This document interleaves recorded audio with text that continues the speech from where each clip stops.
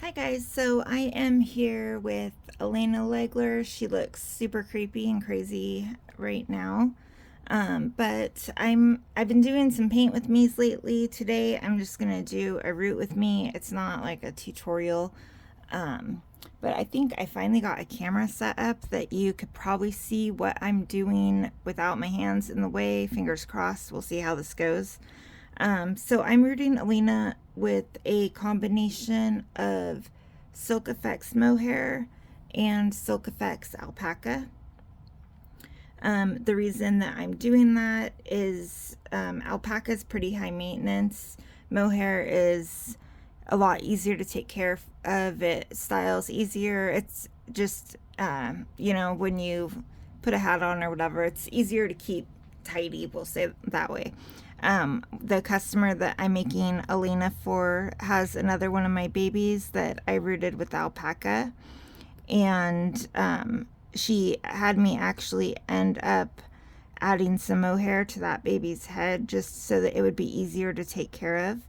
And so this time I am just rooting with the same mix that I used on her other baby, which she really liked.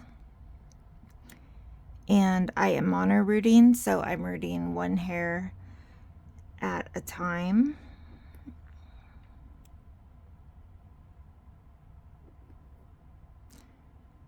And this, I'm not gonna even jinx myself, but I swear every single time I try to record myself rooting, I miss like 3/4 of the hairs. And that never ever, like, I so rarely miss a hair when I am rooting just regularly, but because of how far away from the head I have to be and the angle of my hands and everything, it is so much harder to actually catch a hair when you are recording. So if you guys ever wonder why there's not an abundance of great rooting videos, that is why. It is because they are so difficult to make.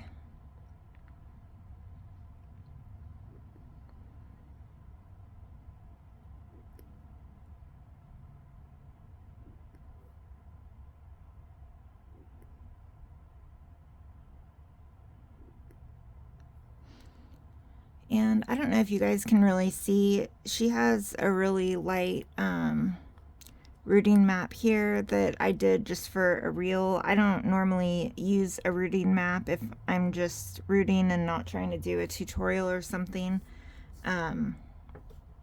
They are a fantastic learning tool, but once you've been rooting for a long time, if you root with like a similar style, you pretty much know which directions you need to go, when you need to start turning the other way, that kind of stuff. So I apologize if you can't really see it. I marked it on there, but I just marked it on really light and am not really paying much attention to it.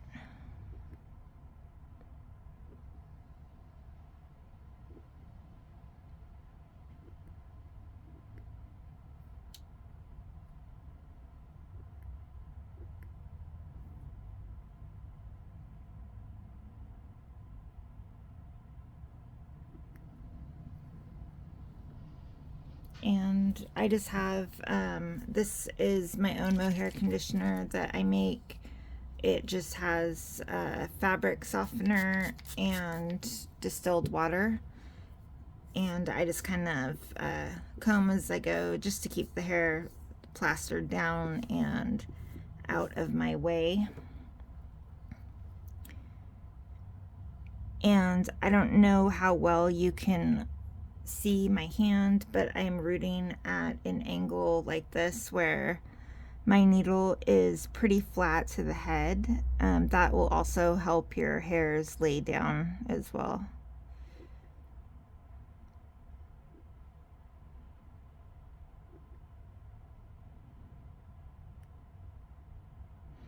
And I got these wet with the comb, so when they're wet they all stick together, and it's fine if you are like micro rooting where you're rooting multiple hairs at a time, but if you are mono rooting one hair, it gets difficult to just pull one hair out of a wet blob, so I'm just going to put that to the side. I'm going to grab some of my alpaca here now.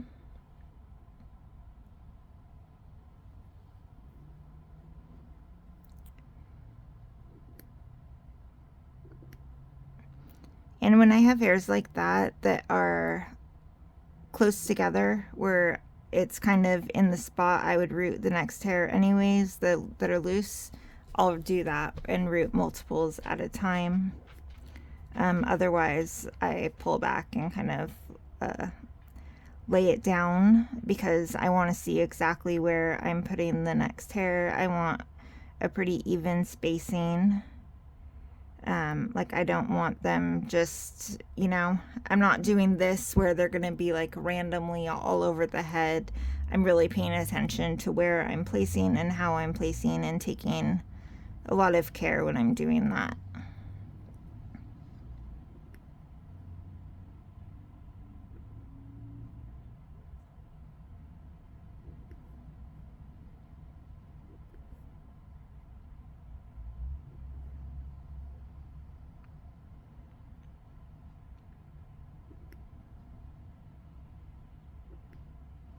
And I had a really good question actually the other day about where I start rooting and why. And I will say where you start rooting is a real personal preference. This baby, I started rooting in the lower up hand corner. I did kind of a little section here, then I moved to the middle and I go up. I'm not going down. I don't know why. It was just easier to go down. Then I'll be starting over here. I tried to on a video a few minutes ago, but the camera angle down here, I just could not get a camera angle without my hands in the way. But then I'll be rooting up here. When I have the back fully done, I will move to this side, start down here, fill this in, and then I will turn around, do the front, and then do the other side. But that is just my personal preference, and it's not always my personal preference. Sometimes I start over here in the front and I do this, I do the hairline, I do the other side first, and then when I'm done with the front and the sides, then I'll move on to the back. And there's kind of no rhyme or reason to that. I just kind of randomly switch it up from time to time. And so you can start wherever you're most comfortable. The most important thing though is you're not going to start up here at the top. You're not, like if you're doing the front, you're not doing your swirl first. You can see, like if you want to pretend that this is my swirl right here, that's my swirl. I rooted that first. And then all of a sudden I have to root hair down here, but I have all this hair up here that's totally in my way. When I'm rooting down here, I'm accidentally pulling these hairs in. They're in my way. And so, you know, while it's possible to get nice looking rooting that way, you're making a whole lot more work for yourself. You really want to, no matter where you start, you want to start at the bottom and work your way up. It doesn't matter what side you start at, just always from the bottom up.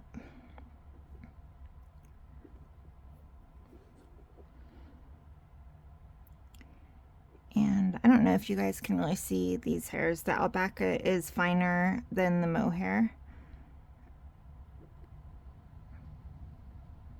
So it takes longer to root because it is so much finer. It's pretty much like for every one hair that you root with alpaca, it is like 4 to 5 mohair strands is what my experience seems like. Like it takes me, if I root with just alpaca, it takes me twice as long to root a head as if I root with just mohair. Like mohair is coarser, so it looks a bit fuller. It takes up more surface area because it is coarser.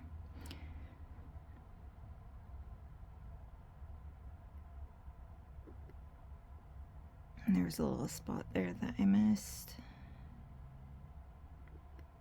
And I try to do that every so often when I'm rooting some hairs above, I'll kind of look. You could see I missed a little spot right here. Um, those little areas where I'm like, oh shoot, I don't know what happened, but I should have put a hair right there and I didn't. I want to catch those as soon as I can. Like, it would be a lot harder to notice or fix a hair down here than it would be when there's just a couple little areas over it. So I pay attention to that a lot, and if I see it, I'll just stick a hair there.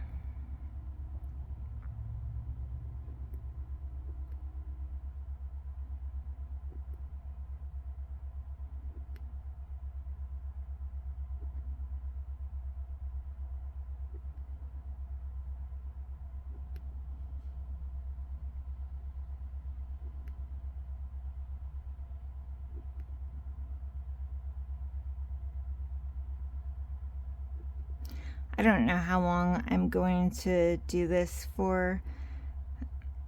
It's actually really boring. Normally, when I'm rooting, I put on whatever show I'm binging at the time, and well, I can't watch it when I'm rooting. I just listen to it. Like, there's only so much you can kind of explain about rooting when you're rooting. Like, it is very, very straightforward, and it is just like tedious work. So anything you can do to make the time pass while you're rooting is fantastic.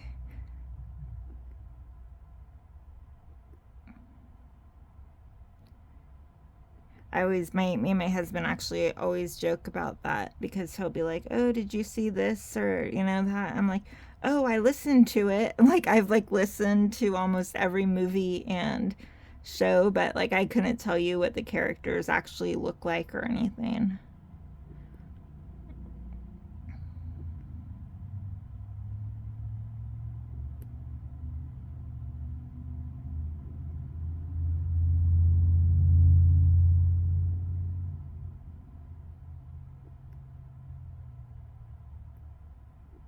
I'm really gonna have to remember this camera angle. I've seriously been trying to do a rooting tutorial for like over a year. I've tried, well, I thought I had tried every single camera angle possible, and I could not get a single one that was even like halfway decent to where you guys could see. And this one's actually not bad. And now I wish I would have found this before I started rooting, and I could have just done a full rooting video with her. But I will do that in the future. I'll probably do it with just mohair because it's easier to see. But I will do a full one, like that I will actually map and show you guys how to map. And then maybe I'm trying to think I know I talked about needle sizes and types of hair in one of my other videos, but I might just go over that again. This needle that I'm using right here is a 46 gauge single barb, and I get these from Cupid Falls Farm on Etsy, and they have the best rooting needles. They don't come with this dip on them. They come just the needle, and then I just dipped the ends in Plasti Dip to make them more comfortable to hold. They do sell needle holders. They're like wooden that you stick the needle in. I don't personally like those. If I was micro rooting or doing like a stab and jab, which I do not recommend anybody does, it looks terrible. But if I was doing something like that, I would probably use a needle holder. But I want like full control of where I'm placing my hairs. So to do that, I need to be holding my needle lower down. But I really, I used to do a lot of things with the needle before my friend Desiree told me about the Plasti Dip and how great that worked. But I used to just I would wrap a rubber band around the handle part of it. I've tried like putting a band-aid on that, putting band-aids on my fingers, because you can get little blisters and your fingers get pretty sore when you're just holding the needle in your fingers. But since I learned about Plastidip, that's how I've been doing all of my rooting needles. It works really, really well, and it gives you a nice little handle. And you can dip it more if you like thicker, or you can kind of decide based on what's most comfortable for you to hold how you want to make them.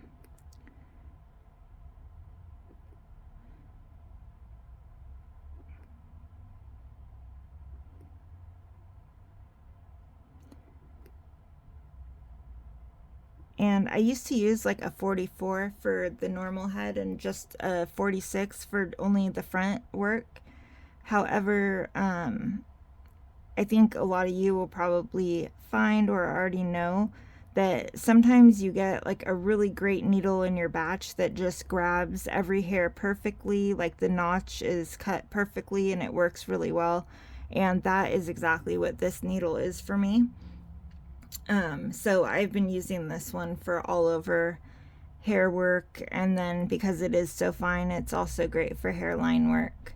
But normally I would be using a slightly, not too large, but slightly larger needle for the hair around here, and then a finer one for the hairline. But this one is fine. You can probably see there's no needle holes or anything at all.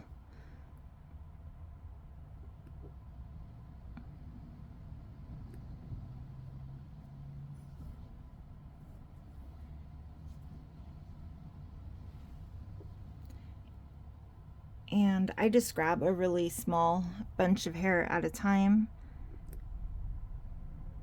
If I grab a large bunch of hair, it is harder to see the individual hairs that I'm picking up at the end.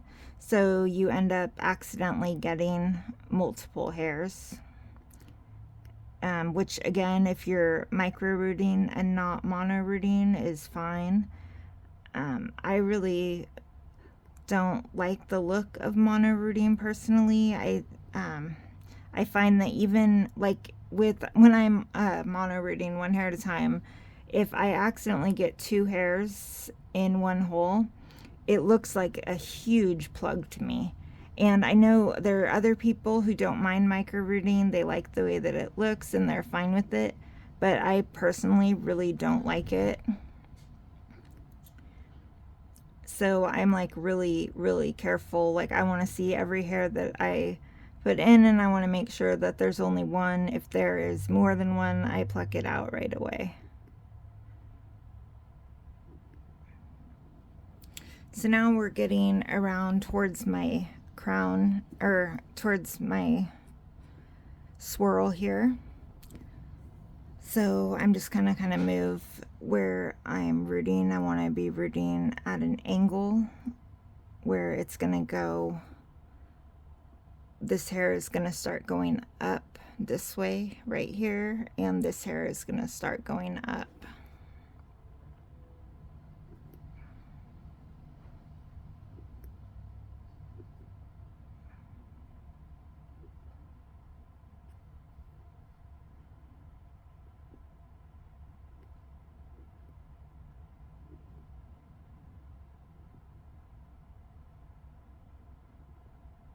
I need to adjust my angle.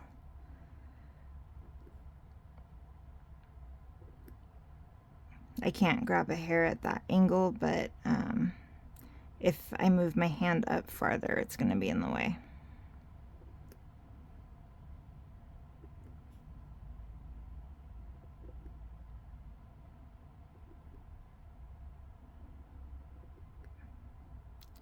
And I'm out of hairs.